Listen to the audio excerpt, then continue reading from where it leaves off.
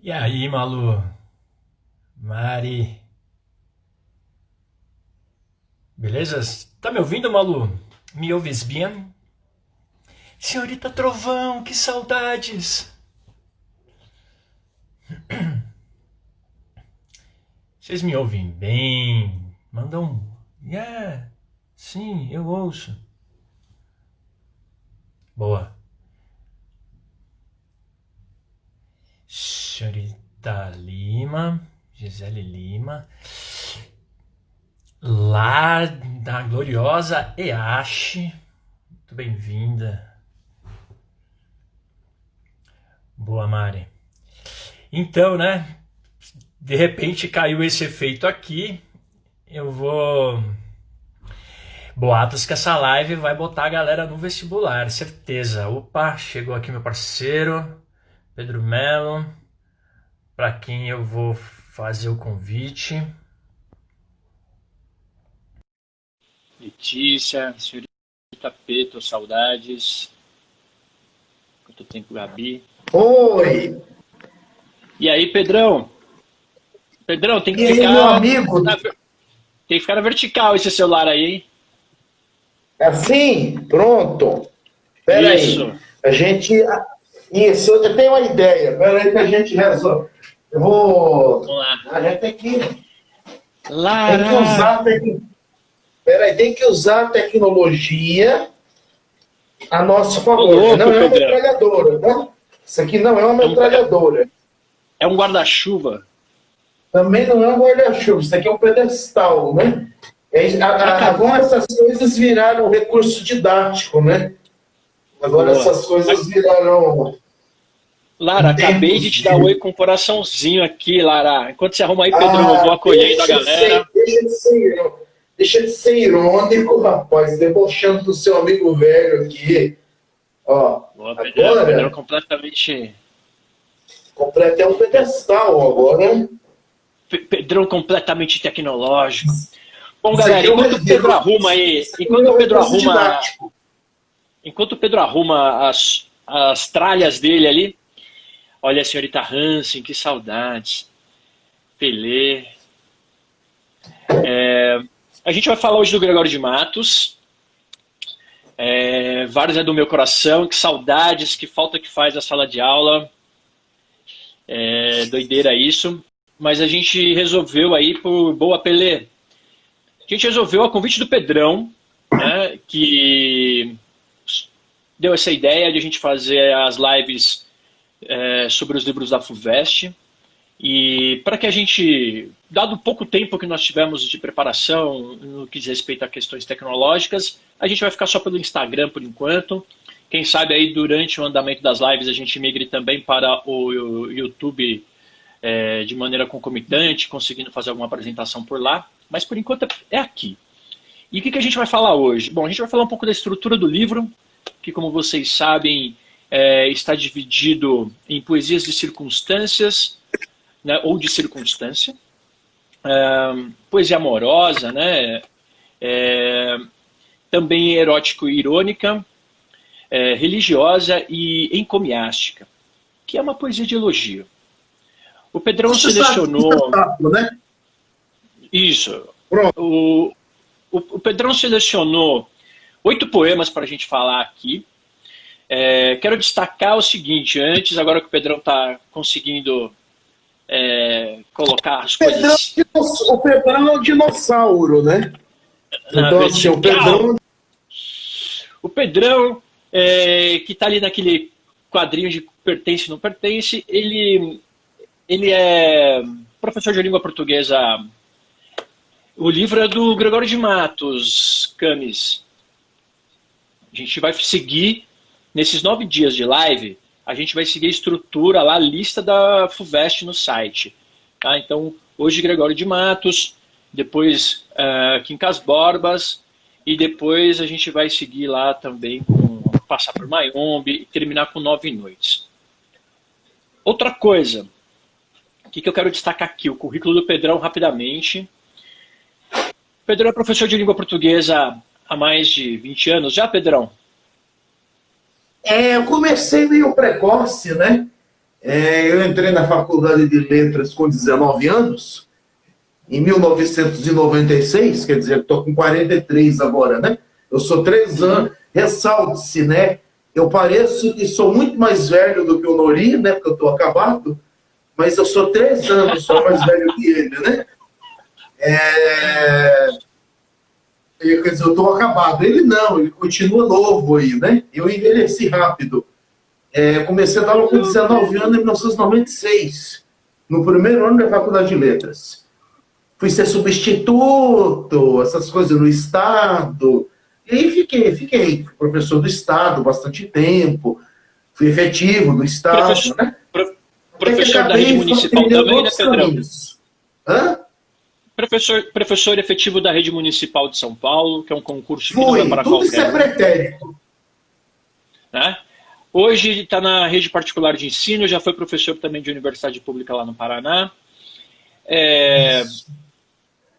Nós nos conhecemos há pelo menos aí 25, 30 anos. Eita! Né? Já faz tempo. E fizemos parte do Círculo dos Poetas Vivos, Sociedade dos Poetas Vivos de Vida Prudente.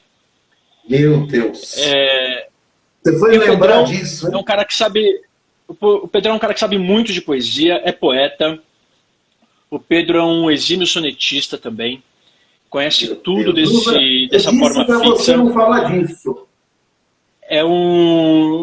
Fez o mestrado e fez o doutorado em língua portuguesa na Universidade de São Paulo. Saudades, Dani, que bom você por aqui, que da hora. Com uma professora que eu adoro, diga-se de passagem, o doutorado.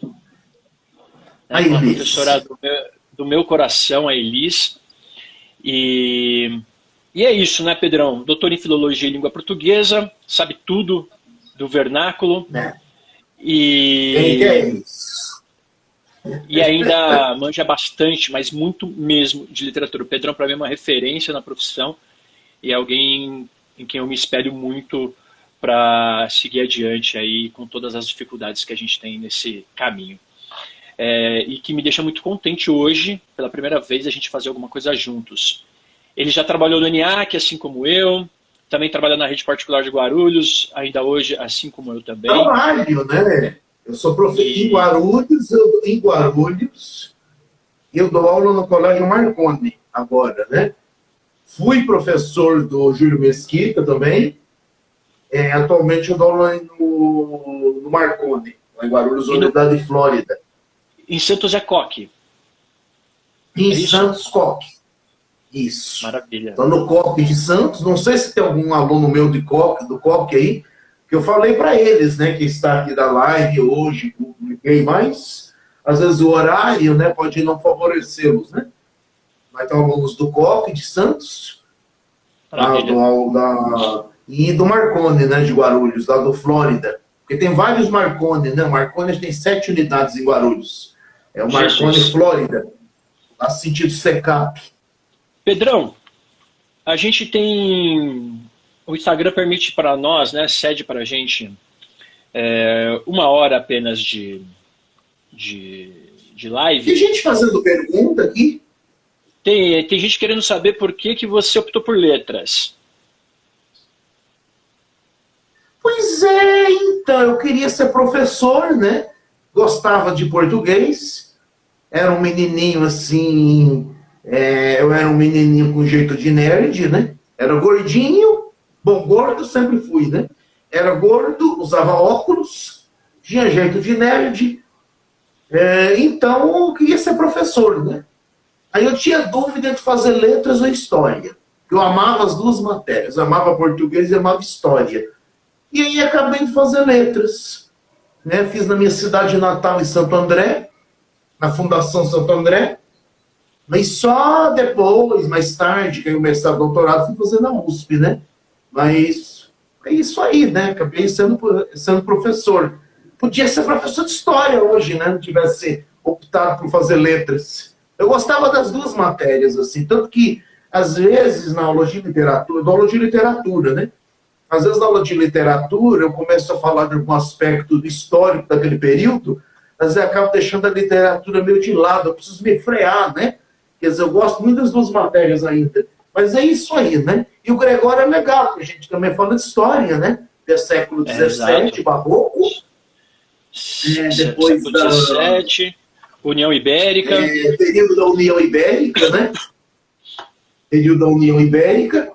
Mas é claro que nós vamos falar de poesia, óbvio, né? Óbvio. Claro. Mas é isso aí. Aliás, Fundação Santo André, onde eu comecei a fazer matemática com bacharelado em informática, lá em 1999. Você tá brincando? Sério? Exatamente. Você começou a fazer matemática para depois fazer letras? Fiz greve lá, falei na Kombi de som, invadi a faculdade, a Casa Amarela. Sim! Me juntei aos comunistas. Saudades da Fundação. Tenho saudade da Fundação. Pedrão, vamos de poesia então? A menina que me perguntou aí por que letras e disse que ia ser professora, olha, segue em frente. Porque assim, o Brasil precisa de bons professores. O Brasil precisa muito de bons professores. A salvação não é só do Brasil, mas é de qualquer país. É a educação. Nós temos uma elite que não gosta de professor nem de educação. Então, mais um motivo para a gente ser uma pedra no sapato deles e militar na educação. Ninguém gosta de professor, claro, né? É o professor que faz as pessoas pensarem. O professor faz as pessoas pensarem. Quem gosta de gente que pensa? Né? É isso aí. A Camila, eu não quero falar certas coisas, porque senão a gente desvirtua o objetivo da live, né? A Camila, que foi quem te perguntou, é uma figura que com certeza vai ser excelente em tudo que ela fizer, mas se ela se tornasse professora de literatura, ela seria assim do balacobaco. Meu Deus, olha lá, hein? Sem dúvida nenhuma. Muito bem, mais uma aí na corrente. Mais uma na corrente. Ela já dá aulas em casa ali, particulares, que ela me contou. Que legal, é isso aí. Dá aula pro pai, pra mãe, pra todo mundo que quiser saber um pouquinho de literatura, procure a Camila. Vamos lá, Pedrão, vamos falar então desse primeiro soneto aí que você mandou. Vamos seguir na ordem desse livraço que o Wisnik, aí, seu professor, fez a seleção, editado pela Companhia das Letras. E este ano corre todo o risco. Não é barato não, velho. Corre todo o risco. Corre todo o risco, Arlindo, sejamos sempre resistência, é verdade. Corre todo o risco de fazer uma questão... Nori, só um minutinho, abraço pro Tadeu, Arlindo Tadeu Hagen, é meu amigo de Juiz de Fora, poeta. Sonetista, um grande sonetista, excelente poeta, assim, dos melhores que eu conheço do Brasil, não é porque é meu amigo não, porque eu tenho amizade com gente que escreve mal também, né, não deixa de ser amigo. Mas ele é um grande amigo. Eu dei uma stalkeada no Arlindo ali e vi que ele é poeta e sonetista. Né? E engenheiro civil, isso que eu acho legal. Quer dizer, ele é um cara que tem formação de exatas e é poeta. Eu acho isso muito interessante. Mas o Tadeu vai ficar tímido. Mas sendo um soneto uma forma lógica, faz sentido, né? Faz, bastante. O soneto é pura matemática. A gente vai falar um pouquinho disso, né? Posso falar um pouquinho sobre a forma, então? Pode, por favor. Para mim é significativo que na poesia do Gregório de Matos, o soneto ocupe uma parte significativa dessa produção. Porque tudo bem que o soneto é uma forma poética que surgiu na Idade Média ainda. O primeiro grande sonetista é o Petrarca, que era italiano, mas que viveu ainda no final da Idade Média, que viveu ainda na Idade Média. Na língua portuguesa, quem traz o soneto para a língua portuguesa é o Sá de Miranda, no início do século XVI, quando ele volta, que ele foi à Itália, voltou para Portugal, levou o soneto, Sá de Miranda, mas o primeiro grande sonetista da língua portuguesa é o Camões. Camões é magnífico. Inclusive, um dos poemas que eu selecionei aqui do livro é uma paródia que o Gregório de Matos faz a um célebre soneto de Camões. Depois a gente vai falar disso. E quer dizer, o Camões é o primeiro grande sonetista da língua portuguesa, do século XVI. O Gregório vive um século depois. Então quer dizer que o soneto acabou se consolidando na língua portuguesa rápido. Quer dizer, que com 100 anos você já tinha, quer dizer, o pessoal já estava praticando bastante. E grande parte da produção do Gregório é soneto, e o soneto é a forma clássica. Naquela época ainda, decassílabo, né? Depois que surge o verso alexandrino, é o verso de 12, mas aqui é o verso decassílabo, que é 10 sílabas. E o Gregório, você vê que ele tem grande habilidade de metrificação. Os sonetos dele são impecáveis quanto à forma, conteúdo e forma, né? A sonoridade do decassílabo. E acho que não posso. A gente acaba falando muito, né? Então, soneto, 2 quartetos, 2 tercetos, para a garotada aí para fazer o vestibular. Soneto, a palavra soneto vem do italiano. Soneto seria pequeno som, como se fosse uma pequena canção, a ideia é essa. E 2 quartetos, 2 tercetos, ele começa apresentando uma proposição, uma espécie de tese, depois faz uma antítese, no segundo quarteto, e os tercetos encaminha para arrematar aquela ideia, e o último verso, ou pelo menos os últimos 2 versos, recebe o nome na nossa tradição literária de chave de ouro. Quer dizer, o primeiro verso é forte, tem que chamar a atenção do ouvinte, leitor. Não se esqueçam de que naquela época não era todo mundo que sabia ler. Ou seja, o poema, acima de tudo, era uma estrutura feita para ser ouvida.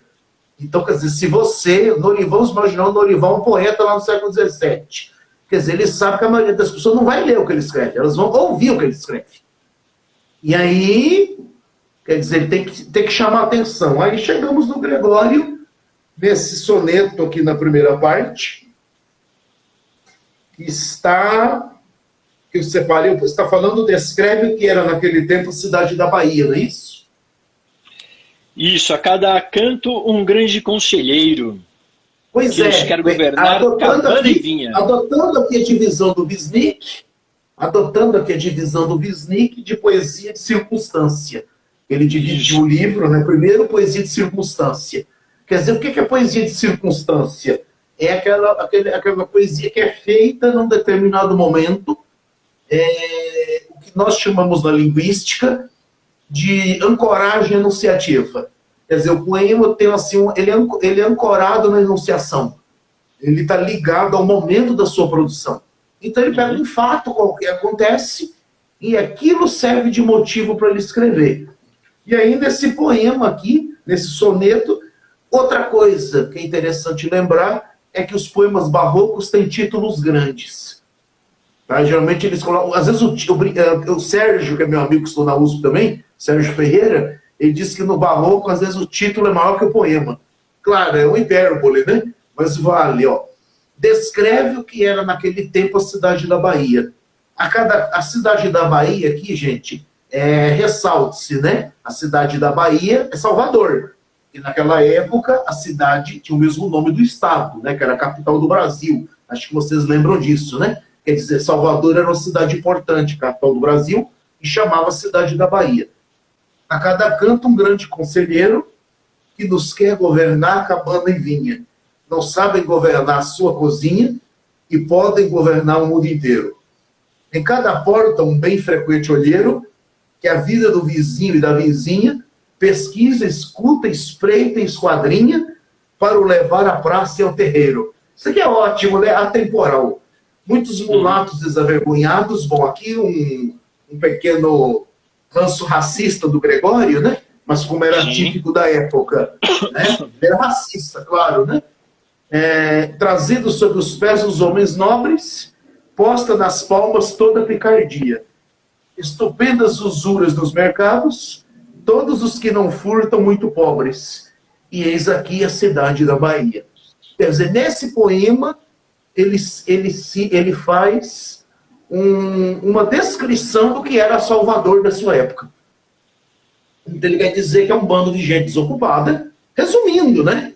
Então ele quer dizer que era um bando de gente desocupada, que não tinha o que fazer, e ficava cuidando da vida dos outros. Bom, é atemporal, não é? Quer dizer, Não, dependendo de onde você mora... Hã?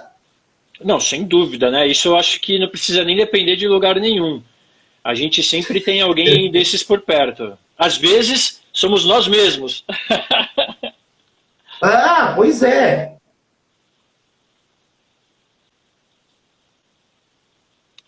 E aí eu queria destacar, né, Pedrão, dentro daquela perspectiva que você coloca aí, colocou no início do soneto ser um pensamento dialético, né, ter a tese, a antítese e a síntese.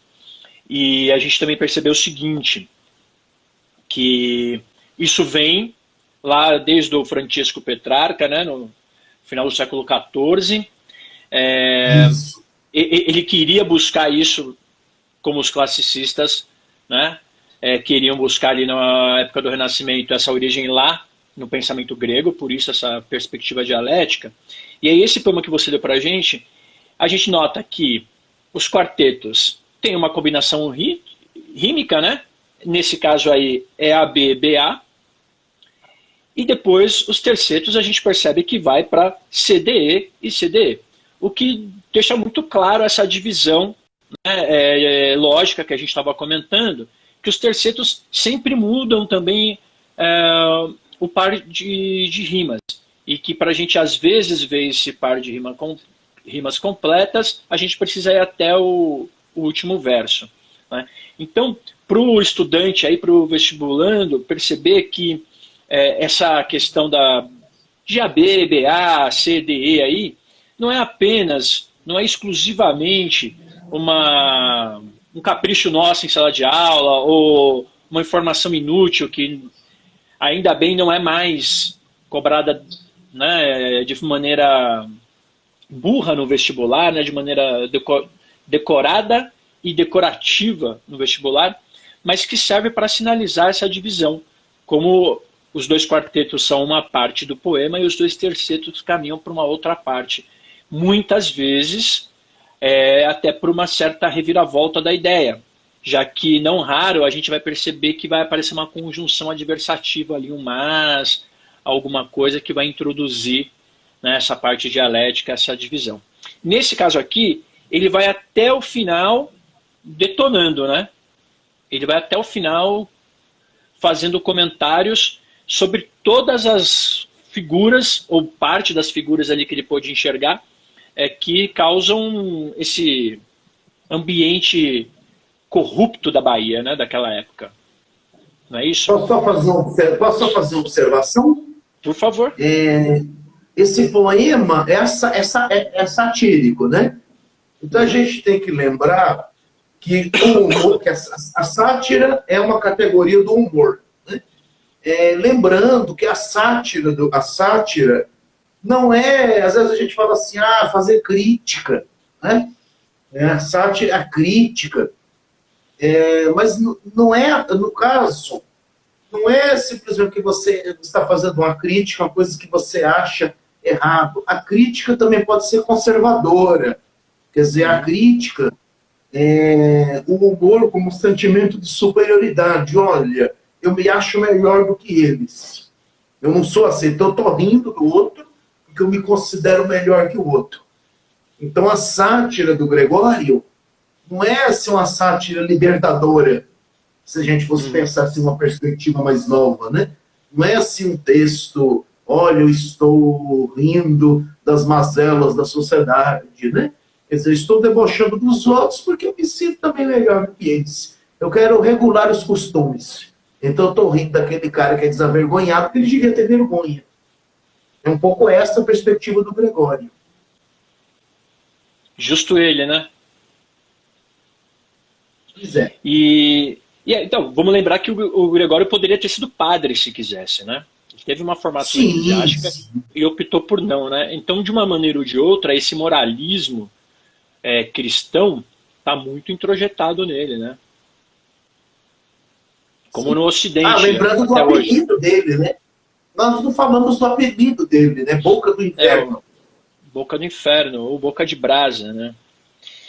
E aí, ô Pedrão, vale lembrar que nesse caso, né, tem uma palavra aí, lá no último verso do primeiro terceto, picardia, né, que é uma palavra que não é muito comum, né, para o vocabulário de hoje. E aí a gente podia traduzir, né, ela hoje por malandragem, não é isso? Isso, picardia, malandragem. Vai dar origem lá para o romance pícaro, né? Isso, a mesma raiz, romance pícaro, né? Você me fez lembrar agora do Memórias do Sargento de Milícias, né? Que é o primeiro romance pícaro da literatura brasileira. Pena que não está no vestibular. Mas a relíquia tá. Do Essa de Queiroz, que também né? Porque o Teodorico é um pícaro, né? Isso. A palavra é picardia, que aparece aqui no final do primeiro terceto. Então, picardia, malandragem, né? Isso, picardia é igual malandragem. Né? Só que a gente não usa, né? Só que a gente não usa hoje. Mas é malandragem, né? É isso aí. É velhaco, né? Malandro, velhaco, enganador. Picareta, né? Picareta, pois é, isso aí.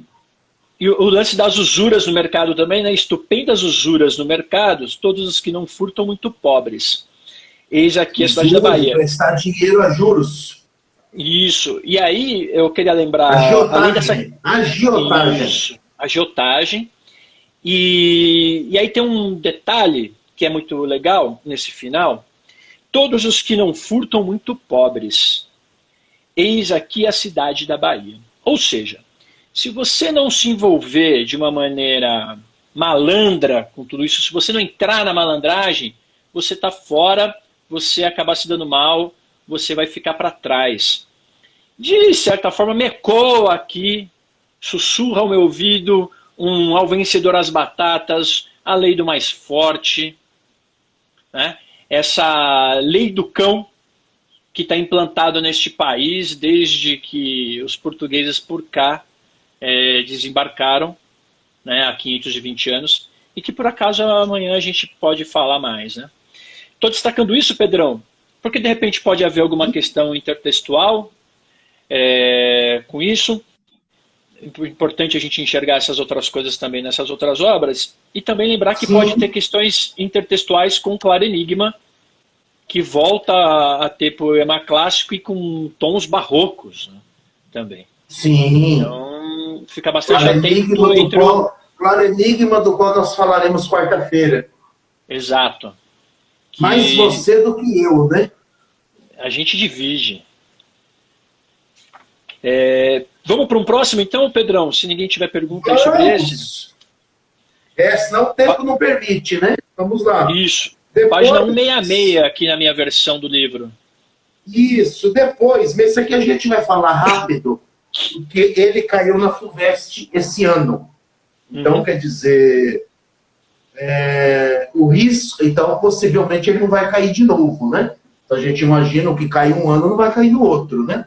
Isso. Esse aqui, um soneto, é assim, primeiramente, né? Vamos lá, a certa personagem desvanecida. Na FUVEST caiu, esse foi um tema de uma das questões da primeira fase, comparando com uma canção do Noel Rosa.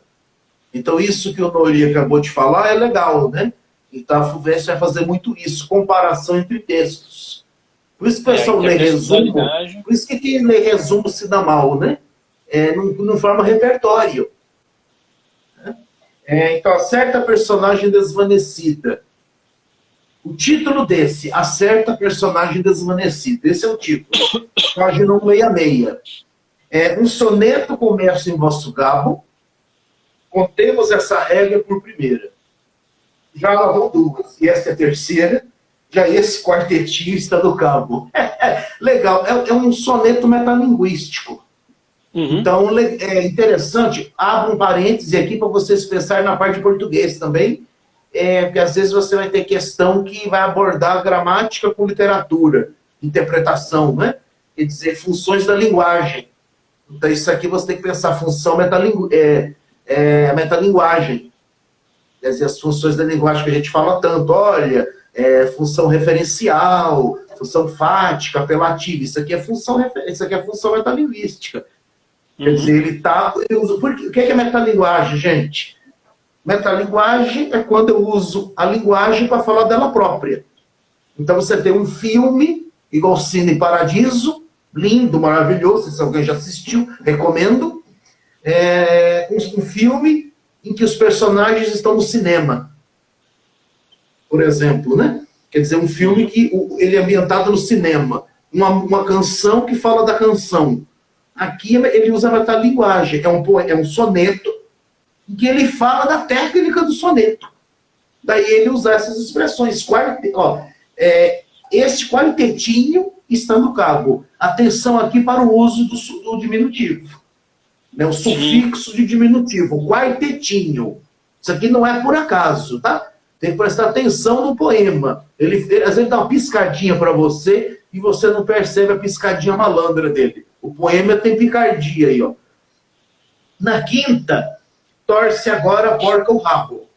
A sexta vai também desta maneira. Na sétima, entro já com gran canseira e saio dos quartetos muito bravo. Pronto, acabou os quartetos. Agora dos tercetos, que direi? Direi que vós, senhor, a mim me honrais, gabando-vos a vós e eu fico um rei. Nesta vida um soneto já ditei. Se desta agora escapo, nunca mais. Louvado seja Deus que eu acabei. Eu acho esse soneto aqui muito engraçadinho, né? Porque é um soneto falando sobre o soneto, metalinguagem, portanto, e é interessante que ele está falando aqui um drama de um poeta, né? Quer dizer, alguém pede que faça um verso para ele, só que essa pessoa não tem nada para ser elogiado. Aí ele faz isso aqui. Quer dizer, ele é terrível, né? Ele é terrível. Ele usa 14 versos para não dizer nada. Eu acho isso muito legal. Eu acho isso muito legal. E aí, isso é muito legal. E aí você estava falando do Cinema Paradiso. Eu ia falar que a Thay entrou na live e que adora o Cinema Paradiso, mas ela já falou isso. Eu também. A música é maravilhosa. A música é maravilhosa, né? O filme todo é fantástico. Legal você ter falado desse soneto, Pedrão, pelo seguinte. Ele está na prova V da FUVEST, na questão 47. Seja muito bem-vindo, Luiz. Uma honra ter você por aqui, uma alegria. E aí, é bacana porque o enunciado diz assim, Pedrão: o soneto de Gregório de Matos e o samba de Noel Rosa, embora distantes na forma e no tempo, aproximam-se por ironizarem questões, né? O processo de composição do texto. Se a galera entra nessa perspectiva da metalinguagem, acaba optando por A, o que seria equivocado, né? A própria inferioridade ante o retratado, que aí seria uma situação de inferioridade do eu lírico em relação a quem ele retrata. O que a gente já comentou, não é muito do Gregório de Matos se sentir diminuído, né? Aí a resposta correta, que é a C, é a de um caráter nulo. Que é isso? Ele vai falar de alguém que é presunçoso, alguém que não tem conteúdo e que pede para que seja feito um poema sobre ele, sobre ela. E ele vai lá e fala, tá bom. Aí faz um poema inócuo, de conteúdo vazio, porque é o que vai melhor retratar aquela figura que é vazia, né? Então, pois é. Como diz o Hansen, né, que a agudeza do pensamento do Gregório de Matos, às vezes deixa a gente meio desnorteado. A gente fica tentando entender o que ele... A gente não percebe. A gente precisa... Se a gente subestimar o poema, a gente acaba perdendo alguma coisa dele. Não à toa o Gregório é o primeiro grande poeta brasileiro. É de longe. E se você for atrás do Haroldo de Campos, né? Não é ele o introdutor do barroco, né? Assim, historicamente, o barroco é introduzido lá pelo Prosopopeia do Bento Teixeira, mas aquilo é um poema medíocre, né? A gente só fala disso porque porque é uma questão histórica. Mas poeta mesmo é o Gregório. O resto é resto. Eu nem falo, eu pulo. Mas essa discussão se o Gregório é o nosso primeiro poeta brasileiro tema para uma live aí, para a gente falar do sequestro do barroco na literatura brasileira e formação da literatura brasileira, né? Pois é, exatamente. Mas vamos lá, né? Vamos seguir o bonde, que já são 5h30 e a gente ainda tem outros poemas para falar, né? Isso, tudo vamos bem para a aqui, página... então esse? Tudo tranquilo, eu acho que... Próximo, então. 169, na página 169, ao casamento de Pedro Álvares da Neiva. Esse aqui eu selecionei, esse aqui não caiu na FUVEST, né? Mas esse aqui eu selecionei, porque vai que a gente... Depois vocês vão falar assim, se isso aqui cair na FUVEST, depois vocês têm que depositar dinheiro na nossa conta, hein? Nós vamos colocar a conta corrente dos professores, vocês vão ajudar os professores a virar youtubers e se monetizar. Porque Pix, assim, Pix isso agora. Pix, Pix, né? Chique, depositar né? é coisa do passado. Isso aqui, porque pode cair qualquer coisa do livro, né? Não estou dizendo que isso aqui vai cair, né, gente? Óbvio. Mas assim, eu achei esse soneto fantástico, porque ele faz uma paródia do Camões. Pode inclusive então, não cair. Né? Pode inclusive nem cair Gregório de Matos. Pode inclusive nem cair Gregório de Matos. Porque assim, não são cobrados os 9, né? Então assim, vamos lá, ó. Aqui. Então, para quem não conhece, para quem está nos assistindo e não conhece, então eu vou dizer para vocês o soneto do Camões. Boa. Tá? Posso, Nori? Por favor, Pedrão. O Camões fala assim, 7 anos, leia comigo, vão lendo, quem tiver com o livro, lê o soneto do Gregório, só de olhos, e me acompanha a dizer o soneto do Camões. O Camões fala assim, 7 anos de pastor Jacó servia, Labão, pai de Raquel, serrana bela. Mas não servia ao pai, servia a ela, que a ela só por prêmio pretendia. Os dias na esperança de um só dia, passava contentando-se com vê-la. Porém o pai, usando de cautela, em lugar de Raquel lhe dava Lia. Vendo o triste pastor que com enganos lhe fora assim negada a sua pastora, como se a não tivera merecida, começa de servir outros 7 anos, dizendo, mas servira, se não fora, tão longo amor, tão curta vida. Adoro esse soneto do Camões, ele é lindo. Tive até a professora na USP que disse que quando o marido morreu, ela colocou esse soneto no túmulo, esse trechinho no túmulo dele, tão longo amor, tão curta vida. Eu fui aluno da Norma Goldstein. E a professora Norma Goldstein, na época, quando ela foi minha professora, acho que ela tinha sido, o marido dela tinha morrido fazia pouco tempo. Um dia ela comentou isso com a gente em aula, né? Ela colocou esse verso no final do Camões, tão longo amor, tão curta vida, no epitáfio, no túmulo dele, no cemitério do Getsemane. Bom, o que o Gregório faz aqui... Obrigado, o Rodinil entrou, Rodinil, meu abraço, gostando do Rodinil. Rodinil entrou, obrigado, Rodinil. Então, assim, o Gregório aqui faz uma paródia do Camões. Isso é legal a gente falar, porque a paródia é uma relação intertextual. Então você tem diversas maneiras de fazer intertextualidade. Você pode fazer intertextualidade, você pode fazer por citação, mas o mais comum na literatura é a paródia. Quer dizer, você aproveita um tema e faz um poema humorístico decalcado naquele poema original. Pega os elementos do poema original e faz a paródia. Bom, eu não sou um grande especialista em paródia, em intertextualidade, mas do que eu já pesquisei, 2 grandes poemas da literatura de língua portuguesa são assim, campeões de paródia. Então, assim, esse soneto do Camões, Os 7 Anos de Pastor, e a Canção do Exílio, do Gonçalves Dias, né, romântico. Né? Quer dizer, são 2 poemas que vão ser muito parodiados, até o modernismo. Então, assim, eu acho fantástico isso aqui, porque nós pensamos muito na paródia no século XX, no modernismo. E aqui está o Gregório, século XVII, fazendo uma paródia. A paródia é uma coisa tão moderna.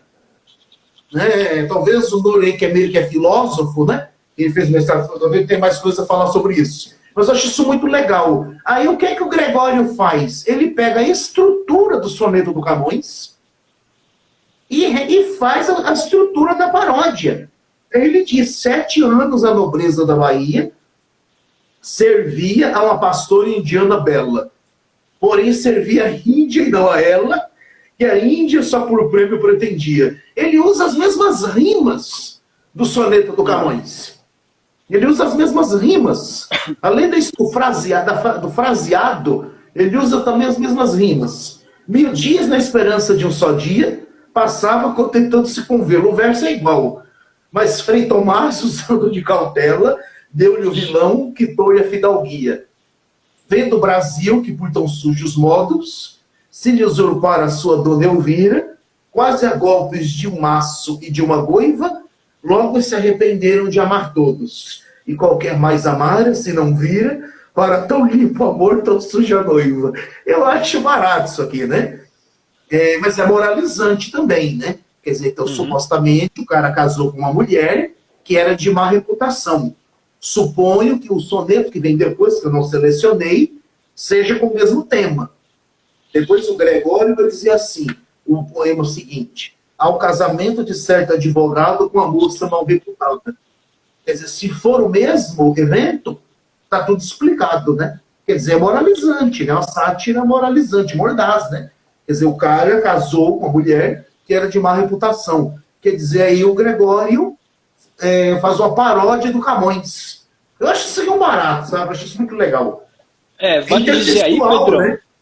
Total, vale dizer aí que o Gregório ele é muito astuto, porque, bom, a gente sabe que o casamento aí era fundamental pelo jogo do poema para que o noivo pudesse ser prestigiado do ponto de vista socioeconômico para fazer comércio com as Índias. E aí tem um detalhe histórico importante, porque com a União Ibérica, Portugal vai perder muito campo de comércio no Oriente. Vai ficar muito dependente das colônias, vai ficar muito fechado por conta dos acordos que teve de fazer para manter essa independência da Espanha, com França e Inglaterra, vai ficar muito limitado, né? Então, abriu-se aí um mercado, né? uma oportunidade para alguns comerciantes, alguns empreendedores daquela época, conseguirem fazer um canal direto, caso tivessem navios, caso tivessem dinheiro para esse empreendimento, para conseguir estabelecer relações direto com a Índia, com o Oriente de maneira geral. E aí, pelo que eu entendo no poema aqui, 7 anos de nobreza da Bahia servia a uma pastora indiana bela. Porém, servia a Índia e não a ela, que a Índia só por prêmio pretendia. Ele queria casar com essa moça que de alguma forma iria lhe abrir portas comerciais para a Índia. 1000 dias na esperança de um só dia. Passava contentando-se com vê-la. Mas Frei Tomás, usando de cautela, deu-lhe o vilão, quitou-lhe a fidalguia. E aí, esse Frei Tomás, de alguma forma, percebendo esse casamento por interesse, servindo a interesse de alguém, deve ter sacaneado aí esse casamento e fez com que esse cara, então, em vez de se casar com uma figura respeitável lá da Índia, caso ela fosse de fato isso, fez com que ele casasse com alguém que tinha uma classe social, né, era de uma classe social, de um tecido social menos prestigioso ou de má fama, como você comentou. E aí, ferrou, né? Aí ele perde, aí não tem jeito, né? Aí vendo o Brasil, que por tão sujos modos se lhe usurpara a sua dona Elvira, quase a golpes de um maço e de uma goiva, e de uma goiva. Logo se arrependeram de amar todos, e qualquer mais amara, se não vira para tão limpo amor, tão suja a noiva. E aí o final entra nesse imbróglio, né? Ele amaria, porque o interesse comercial era genuíno. Amaria mais, se pudesse. Mas a noiva, infelizmente, Então, mais uma vez, ele pegando no pé dessa sociedade corrompida aí. De uma maneira... Sensacional, né? Satírica. Sensacional. Eu acho sensacional. Gregório tem muito para dizer para a gente. Posso só fazer uma observação, Mori? Hoje, Só posso fazer observação? Claro, por Então, favor. assim, um dia desse eu falei para os meus alunos, né? Eu dou aula no COC de quinta-feira, né?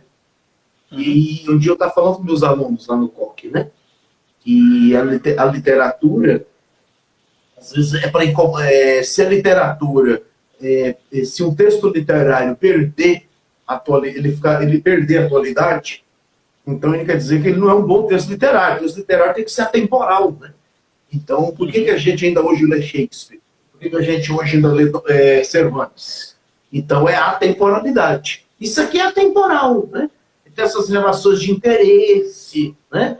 Quer dizer, aquilo não é amor, é amor de alguém que se apaixonou por alguém. Amor nesse sentido aqui, né? Casamento e interesse, não é casamento por amor. É apenas uma relação de negócios. Quer dizer, isso é atemporal. É aquela máxima, né, de sair de uma experiência pontual, ali que ele observou de maneira individual, e conseguir alcançar o universalismo, né? Conseguir alcançar questões que são humanas, que atravessam a humanidade, né? Exatamente. Os vícios humanos. Universal. Para falar a linguagem desses caras. Vamos para o próximo, Pedrão, página 199, Vamos, os vícios. Que página? 199. O 199 é o último, né? Isso, mas, é o último. Não, o 199 é o último desse grupo de satíricos. Só que assim, aqui eu não vou ler todo, né? Eu só selecionei esse aqui. Ele é muito grande. Na verdade, eu selecionei, por causa, além dele ser o último aqui da coletânea, também eu selecionei o título, né? Os tercetos. Não é mais soneto, mas também é decassílabo. Mas aqui eu selecionei apenas por causa da primeira estrofe. Só a primeira estrofe que eu quero destacar aqui. Eu sou aquele que os passados anos cantei na minha líria maldizente torpezas do Brasil, vícios e enganos. Então aqui, essa questão da sátira atemporal, né? O Nicolas está dizendo aqui, espero que um dia deixe de ser atemporal. Bom, aquilo que deixa de ser... enquanto existirem seres humanos, não deixa, né? Então, é característica humana. Que a literatura fala da nossa humanidade. Daquilo que nos faz seres humanos. Há coisas que não mudam, né? Então, aqui o poema chama Aos Vícios. Quer dizer, como se aí ele diz, aí eu selecionei isso aqui por quê? Por causa da expressão lira maldizente. Aos vícios do Brasil, vícios e engano. Então, só por isso aqui que eu vi, que eu queria falar rapidamente, então essa questão do Gregório, a sua lira maldizente. Por que maldizente? Maldizer. Quer dizer, como se fosse uma cantiga de maldizer em plano barroco. Quer dizer, é uma lira maldizente. É o poema Aos Vícios, só a primeira estrofe. Então, a lira maldizente. Quer dizer, a lira é um instrumento musical lá da antiguidade, de cordas, pequenininho. Então, inclusive, de lira deu a palavra lírica. Mas de lira vem poesia lírica. Quer dizer, a lira dele não é uma lira delicada. Não é uma lira que está falando de amor. Embora ele também fale de amor. Mas essa lira dele é maldizente. E vale a pena dizer. É uma lira satírica. Ele é um sátiro. Ele é um sátiro. Né? Vale a pena dizer, Pedrão, que ele já é uma continuidade de uma tradição da Península Ibérica, né? Que vem aí desde lá da Idade Média com as cantigas também já satíricas, e que a gente consegue ver isso se enraizando também no Brasil, né? Nós somos muito bons em fazer piadas e rir da gente mesmo, né? Acho que isso é um traço comum em diversas culturas. É um traço comum, né? Os Estados Unidos é cheio de comédias de costumes também, né? A língua americana também. Sim. Cada um com sua peculiaridade ali de humor, o britânico de um jeito, o americano de outro, a gente de outro, mas que isso se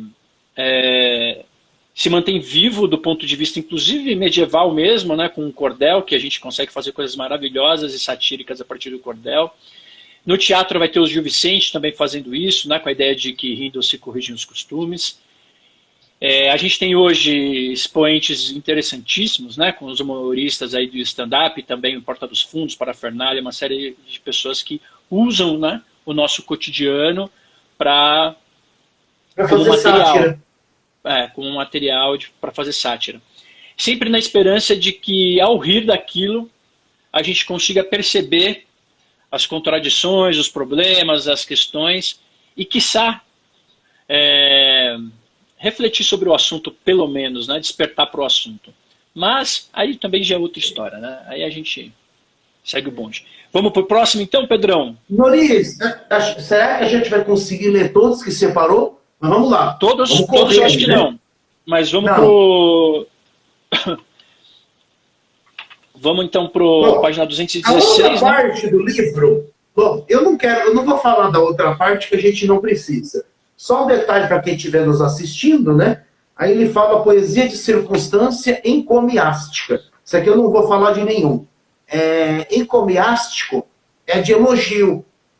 Quer dizer, então são versos de circunstância que são feitos para elogiar alguém. Né? Isso é secundário. Quer dizer, isso aqui fica em segundo plano na literatura do Gregório, né? Quer dizer, são versos feitos para bajular as pessoas. E geralmente se ele faz isso, ele está dando uma de malandro também, porque ele está bajulando alguém que serviu de algum favor para ele, né? Exatamente. É isso aí. Bacana. Então, Pedro, vamos falar então da poesia lírica. A poesia amorosa. Aí a poesia amorosa, a lírica. E aqui, ó, para quem que está nos assistindo, que sentiu falta, a gente tinha que estragar a alegria das pessoas, né? Para quem sentiu falta da gente falar de conceptismo e de cultismo, é aqui que a gente vai falar disso. Então, alguém sempre fala esse negócio de cultismo, conceptismo, não tem jeito, né? Então a gente tinha que estragar, a alegria das pessoas falando de aspecto técnico, né? Mas, gente, brincadeira, gente, quando a gente fala de barroco, não dá para fugir das características da época, estilo de época. O barroco é caracterizado por contraste, né? Porque é o homem em conflito, porque ele é um herdeiro do teocentrismo medieval e do antropocentrismo renascentista. Chega no barroco, ele está no meio do furacão. Então ele não sabe o que fazer, nem com o seu lado anjo, nem com o seu lado demônio. Que, aliás, é o que o Gregório vai explorar aqui nesse soneto a Dona Ângela. E aí, duas características da literatura barroca, que são o conceptismo e o cultismo. Resumidamente, para o pessoal não esquecer o que é conceptismo, eu falo assim, eu costumo falar para os meus, é um homem de alma fraturada.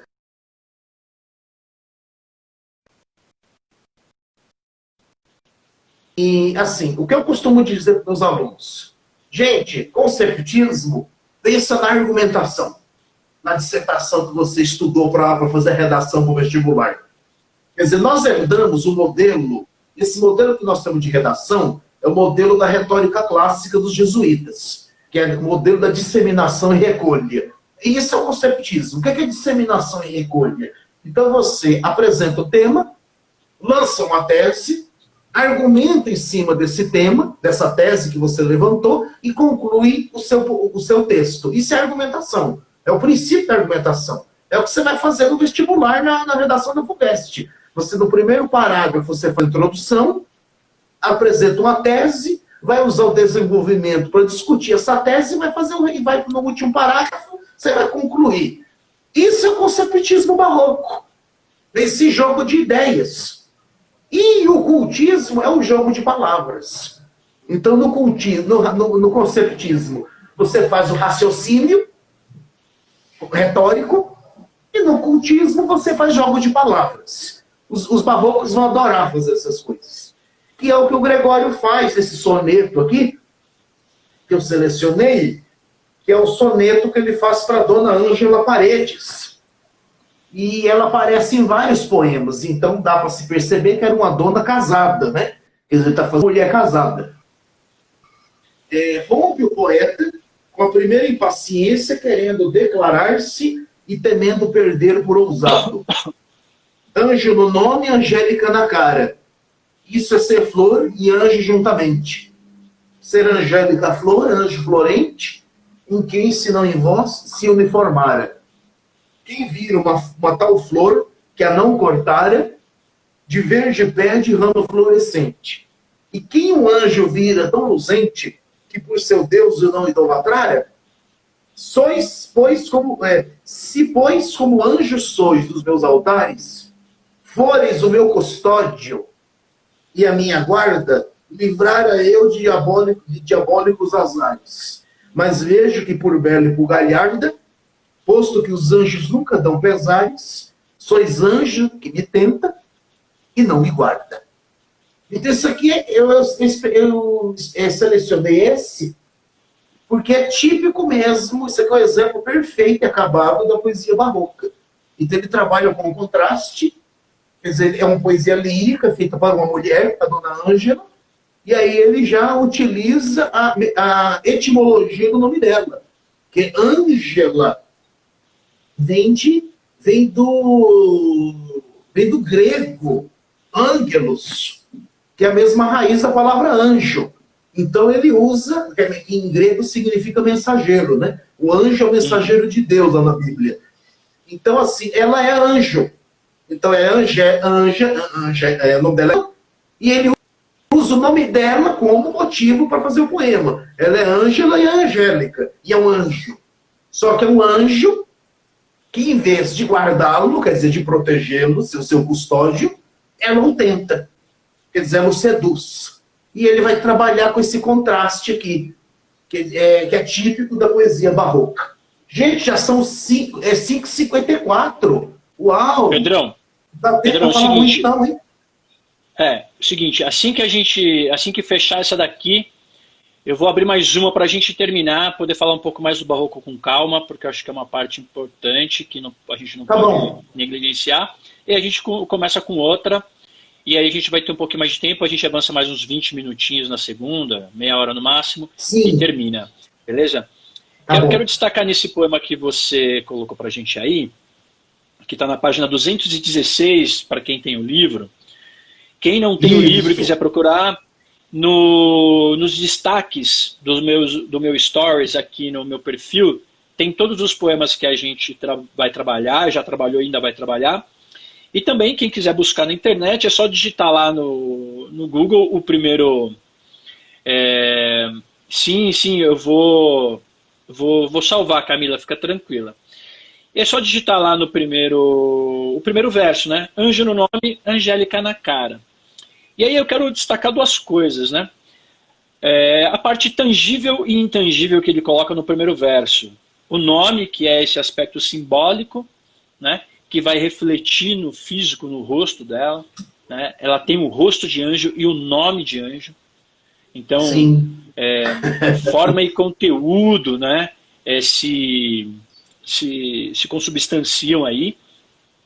E aí nos dois primeiros quartetos, como a gente comentava, ele vai justificar o porquê que ele idolatra, porquê que ele gosta tanto dela, porquê que ela é tão maravilhosa, ou maravilhosa, porquê que ela é tão do balacobaco para ele. Ele só está justificando isso. E aí vale a pena dizer, isso é ser flor e anjo juntamente. Ser angélica, flor e anjo florente. Olha a brincadeira que ele faz no jogo de palavra, né? Ser uma flor angélica e um anjo que floresce. Um anjo florente. Isso é cultismo. Isso é cultismo na veia, né? Cultismo em quem, na veia. se não em vós, se uniformara? Em quem, se não nela, poderia se unir essas duas qualidades? Essas duas características? Quem vira uma tal flor que não a cortara, de verde pé, de rama florescente, e quem um anjo vira tão luzente que por seu Deus não o idolatrara? Ou seja, quem que vê uma flor tão bonita que não quer colher? Né, que não quer ter essa flor consigo? E quem, né, de uma forma ou de outra, ao ver um anjo tão bonito, né, tão bonita, tão luzente, como não vai adorar ao Deus desse anjo, né, que criou esse anjo? E aí a gente também percebe esse Deus com letra maiúscula no meio do verso, que é o Deus cristão, mais um viés do catolicismo aí, né? A gente está no período de contra-reforma, e que a Igreja Católica está ali de olho. O próprio Vieira, que padre católico, foi 2 vezes preso por essa Inquisição, porque antes de católico, ele era português. Antes de cristão, ele era patriótico. Mas isso fica por uma outra conversa também. E aí, começa nos tercetos, com uma condicional. Se, pois, como anjo, sois dos meus altares, foreis o meu custódio, e aí o custódio com letra maiúscula também no meio do verso, colocando essa ideia absoluta aí desse cuidado, dessa guarda, né, essa divindade por parte dela, né, de cuidar dele. E a minha guarda livrará eu de diabólicos azares. Ou seja, não deixa eu cair em rascada, não deixa eu me dar mal, cuida de mim, né? Dá para lembrar aquela prece do anjo da guarda, né? Meu anjo do Senhor, meu zeloso guardador, etc, etc. Mas vejo que por bela e por galharda, elegante, bonita, né? Posto que os anjos nunca dão pesares, anjos com letra maiúscula também aí, sois anjo, que me tenta e não me guarda. Ou seja, os anjos nunca dão ruim, né? De certa forma. Nunca vão deixar alguém mal. Mas, enfim, ela é tão maliciosa, é tão ambígua, que em vez de livrar ele dos azares, em vez de fazer qualquer outra coisa supostamente benéfica, ela o tenta, né? Ela o deixa com desejo. E aí, que anjo é esse? Né? Um anjo pecaminoso. Pois é. E aí, lembrando que o barroco é essa dualidade, claro, escuro, sagrado, profano, céu e inferno. Isso. Né? Antítese, paradoxo, né? Antítese, Isso aqui é um paradoxo, né? Isso aqui é um paradoxo. Isso. Exato. O paradoxo é o que... de linguagem, né? A vida é paradoxo. Né? O Vinícius não canta? Olha o filósofo falando aí. O Vinícius não canta? Tem dias que eu fico pensando na vida e não consigo encontrar saída. Como é, por exemplo, o que dá para entender. A gente mal nasce e começa a morrer. Pois é. A vida é paradoxo. Não é isso? É isso aí. Então, os próximos poemas, Pedrão... Então você vai cortar agora para começar de novo, é isso? Isso. Aí os próximos poemas são os da página 301, 313 e 351. Isso aí. Em tese, o Instagram já devia ter cortado a gente. Não sei porque não cortou ainda. Mas vamos fazer isso. A gente desconecta e conecta de novo agora. Beleza? Tá bom. Beleza. Estou aqui. Até já, Pedrão. Beleza. Até já. Valeu. E vocês que estão assistindo não saem daí, hein? Volta aí, volta aí.